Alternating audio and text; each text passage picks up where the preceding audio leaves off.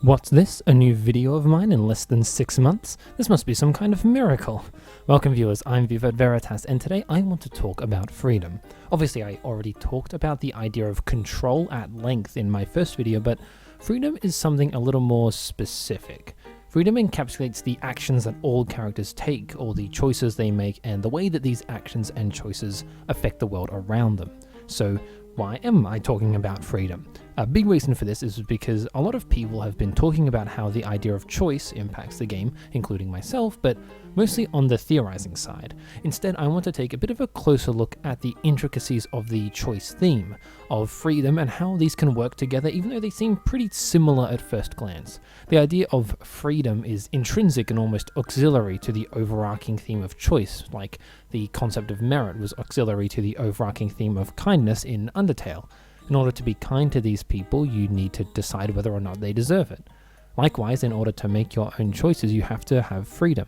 As we saw in Undertale though, maybe kindness can be extended to people regardless of whether they deserve it or not. Can you make choices if you don't have freedom? Do your choices matter whether or not you have freedom? These are the questions I'm looking to answer today. Join me, won't you? Much like in my previous videos, it's not a bad idea to see how Undertale handles its themes compared to Deltarune. These two pieces of media are clearly in conversation with one another, and I think there's definitely some things we can glean from Undertale to help us in our understanding of Deltarune, the foremost being the way that a given theme is proposed to the player. In Undertale, this is clearly the kill or be killed idea that Flowey posits to you. It's a theory that Flowey has understood and internalized thanks to reset after reset. That is to say, it's supported by saving and loading being diegetic. I promise I'm not going to use that word as often in this video, but it's important for now. Anyway, since saving and loading is part of the world, Toby is able to use it to comment on the themes, to wield it as a tool to explore the kill or be killed thesis. If you can reset time and space, does any of it really matter? Do these people even matter? If they don't matter, if they don't have any meaning or worth, then why should you be kind to them? Of course, the pacifist route is all about proving that idea wrong, proving that these people and their lives do matter even if they can be reset. It's not to kill or be killed. These people, their bonds and their hopes and their dreams matter. And in the no mercy route, the theme is reinforced. You can save and load and kill, and as long as you keep going, keep killing, then you won't be killed. If you're willing to destroy these people and their lives, then you can win. You can get stronger. None of it matters. All that matters is getting stronger and having that power. Compare this to Deltarune. The first question would be, naturally, what is this spoken thesis? Are there any initially antagonistic characters that say an ominous line to you and then you gradually learn more about them and it turns out they're mostly a kind of complicated kid? Oh, hi Susie. Your choices don't matter, huh? So you're telling me that nothing I do matters? Huh. Well, we've answered one question at least. So what next? Undertale's use of the kill or be killed idea is similar to Deltarune's use of the your choices don't matter idea, and as Undertale uses that idea to explore the roots and operation of the game, perhaps even what the game is interested on commenting on in a diegetic manner. Obviously, it's very early on in Deltarune's journey, so I don't think we can really tell fully. However, we already do have some pieces of the puzzle, and using those we can get a bit of an idea as to the structure of this theme. The big piece of this is, of course, the root difference between the games. Undertale has the pacifist and no mercy routes as well as the infinite, uniquely interesting neutral endings to allow the player to come to their own conclusion about the thesis of the game and whether they wanted to put in the effort. However, in Deltarune there's a pretty big problem with that. Although we have different routes, we only have one ending, one destination. We can already see that in Chapter 2. Regardless of the weird or normal path, you still take Susie home and Chris still makes the Dark Fountain. It doesn't matter what you do in the Dark Worlds, the ending is the same.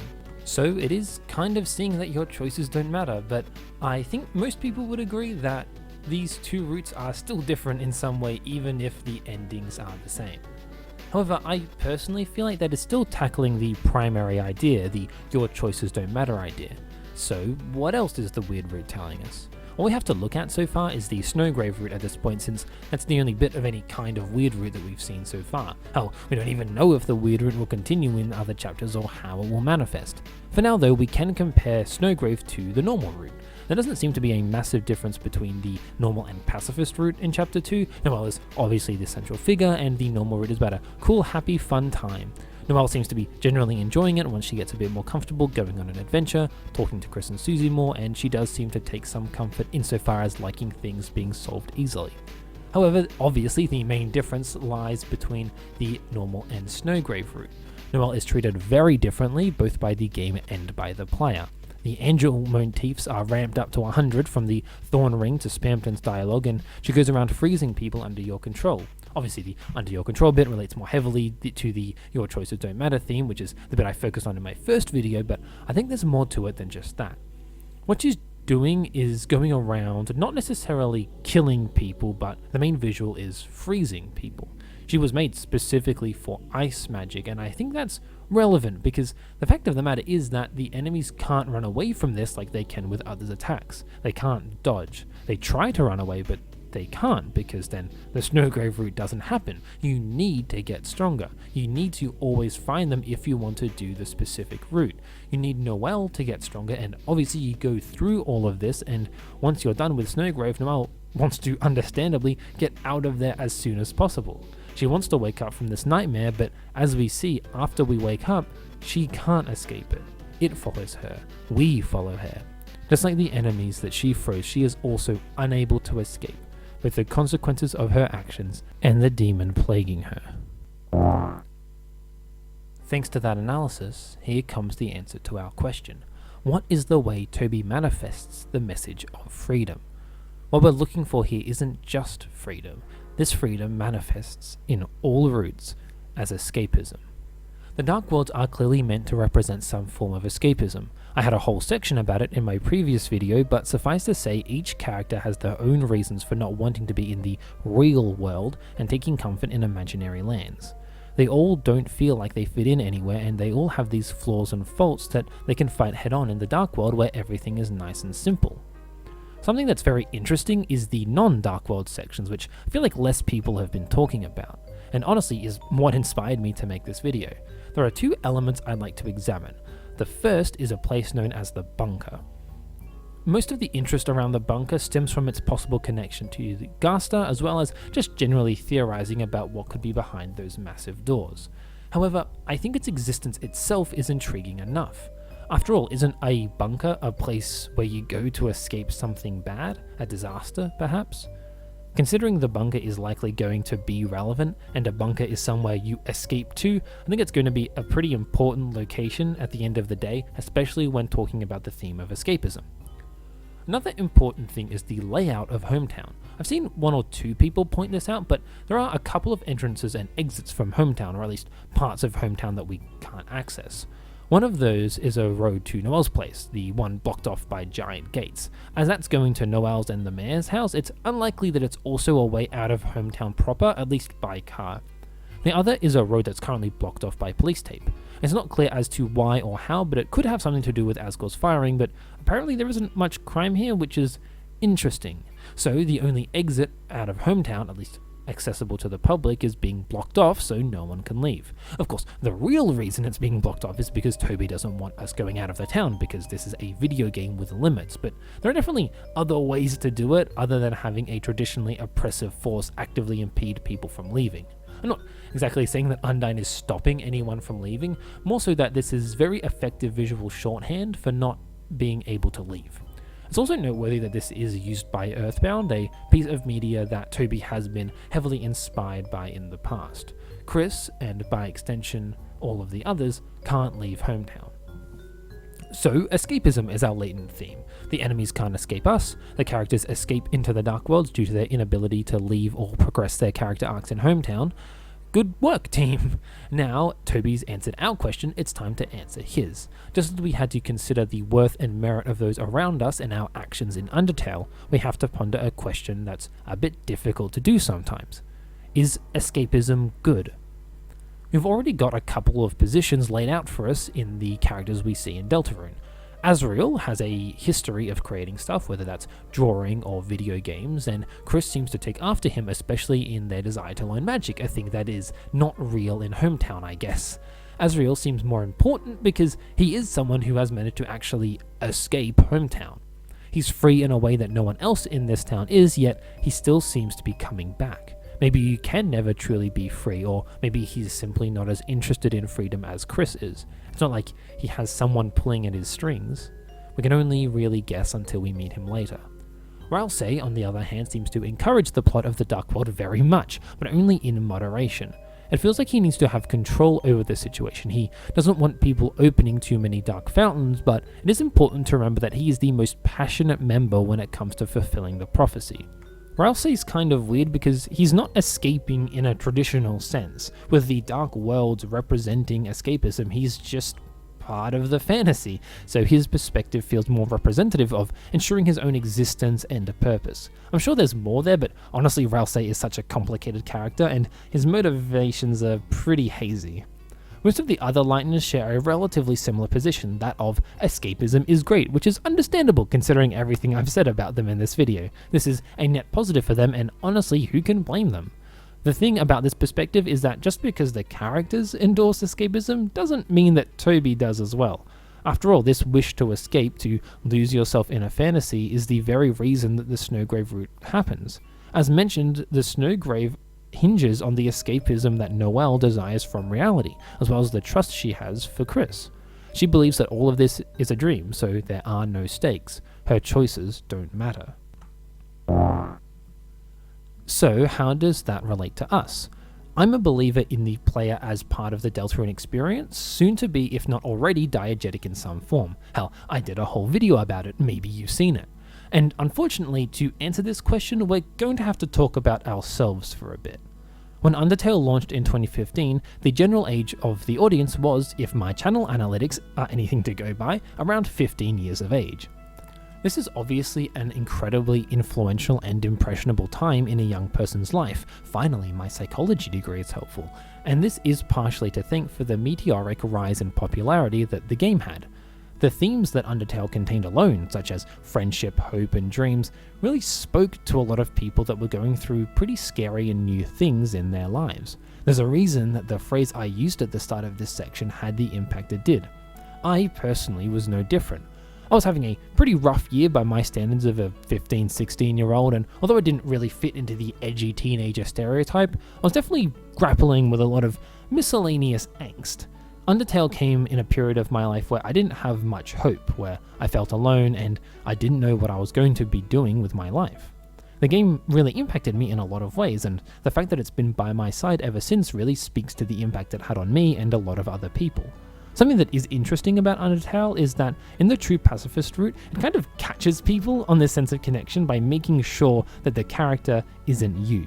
You've projected yourself onto this character and the game is aware of that and reminds you, hey, this is a human in this world. I wonder if we'll see an extension of this theme anytime soon.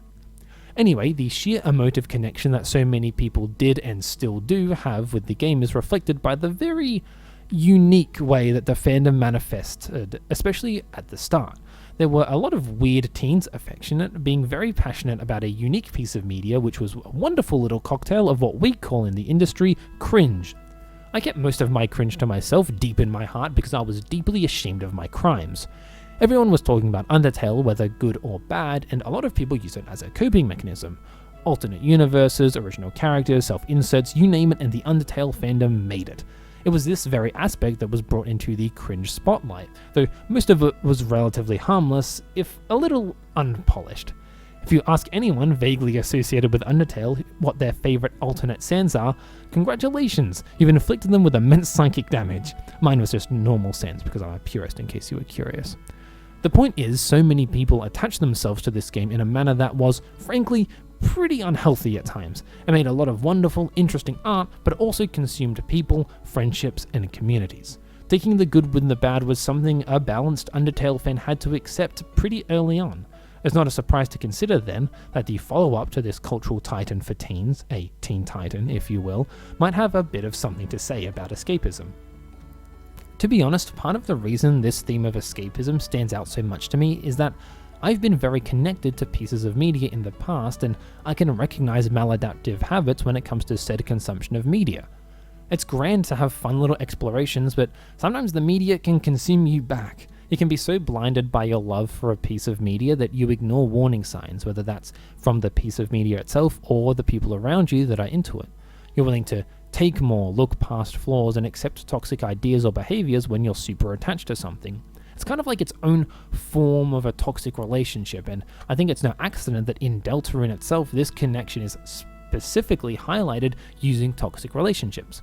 Whether that is between Lancer and King, or Noelle and us, and those are just the ones that are in plain sight. It's likely that Susie has a bad relationship with her family. I could hardly call Chris's relationship with their family as healthy and happy, and whatever Rousey has going on seems pretty suspicious, but he is a fluffy boy, so who knows.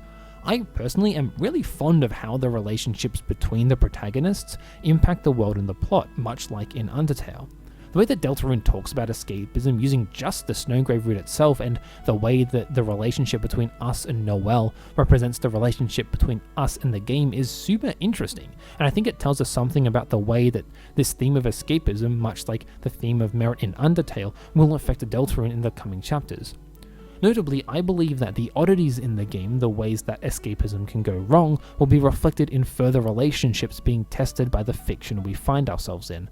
The next Dark World, seemingly taking place in the Dreamer household, holds houses of potential for exploring these relationships, especially an aspect that many who got attached to Undertale would be interested in, a strained relationship between parent and child. It'll be interesting to see how the relationship of Chris and Toriel is explored in the game, as well as the potential that Rousey has to impact said relationships due to his quite obvious proximity to Asriel. Maybe he will act as a mirror to Chris's relationship with Asriel, or even Toriel's relationship with him. I've heard many people claim that Toriel will be the Noelle of Chapter 3 insofar as enabling the weird route in this chapter, and I do think that's quite possible due to how much he seems to care about Chris, even if it is a little misguided at times. I certainly don't think that she'll be an antagonist, and frankly I'm very much looking forward to the way that Toriel interacts with the Dark World in general, but I digress. It is inevitable that Toriel's relationship with Chris will be compared to hers with Frisk, Kara, and Asriel. We may even be able to recontextualize a lot of what we know about Kara and Asriel's relationship with their parents from Undertale.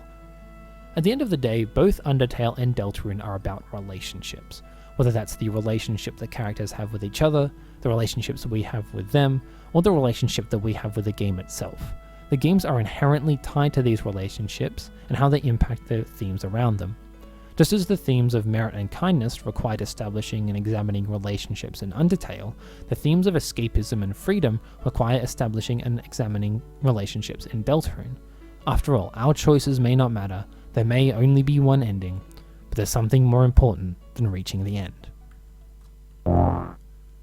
Well, that's another video done on both our ends. I hope you enjoyed it. If I had a nickel for every time I started a video script and the end result was the real thematic analysis was the friends we made along the way, I'd have 2 nickels, which isn't much, but it's weird it happened twice, right?